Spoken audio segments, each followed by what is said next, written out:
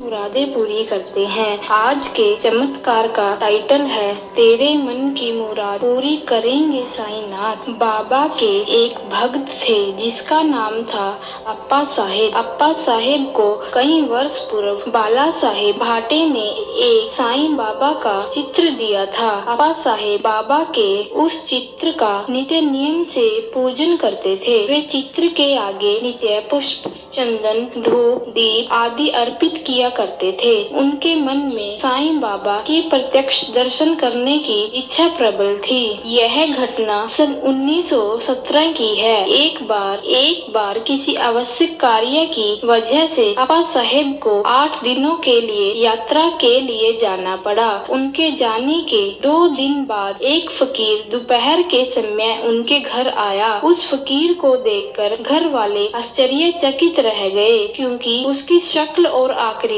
एकदम साईं बाबा जैसी थी। उन्हें लगा कि जैसे साईं बाबा स्वयं आए हैं। इसीलिए उनकी पत्नी और बच्चों ने उनसे पूछा, क्या आप शिरडी के साईं बाबा हैं? तब उस फकीर ने कहा, नहीं, मैं साईं बाबा नहीं हूँ, मैं तो उनका एक सेवक हूँ और उनकी आज्ञा पर आप लोगों की कुशलता पूछने आया हूँ। फिर उस फकीर ने दक्षिणा मांगी तो श्रीमती कुलकर्णी ने उन्हें 1 रुपया दिया।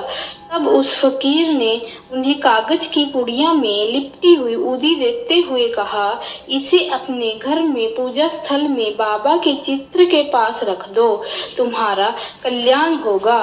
फिर वह वहां से चला गया। इधर अप्पा साहेब यात्रा में ही थे तो उनके घोड़े बीमार हो गए, जिस कारण उन्हें आगे की यात्रा स्थगित करनी पड़ी। वह उसी दोपहर को ठाणे आ गए।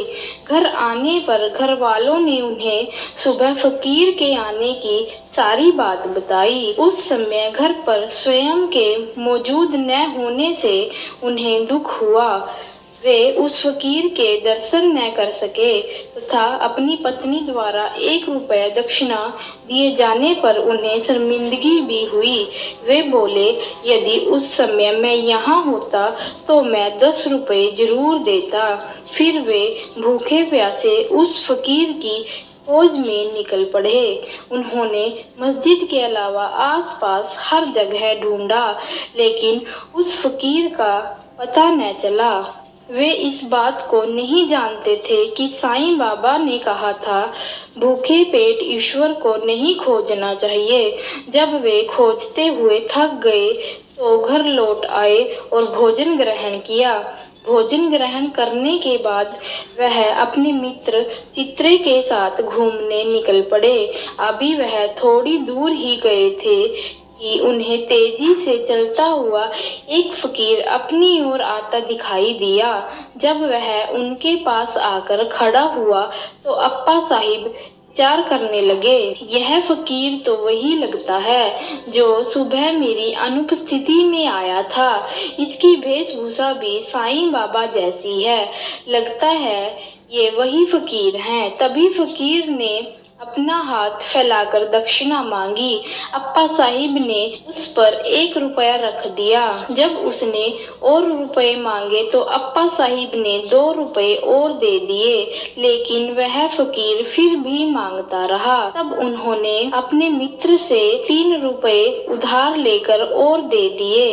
वह फकीर को इस तरह से 9 रुपए दे चुका था, फिर भी वह असंतुष्ट ही रहा। तब अप्पा साहिब ने उस फकीर से कहा, मेरे पास जितने खुले पैसे थे वह मैं दे चुका हूँ, अब मेरे पास सिर्फ एक 10 रुपए का नोट बचा है। तब फकीर ने कहा, लाओ मुझे वह नोट दे दो। अप्पा ने वह नोट उस फकीर को दे दिया।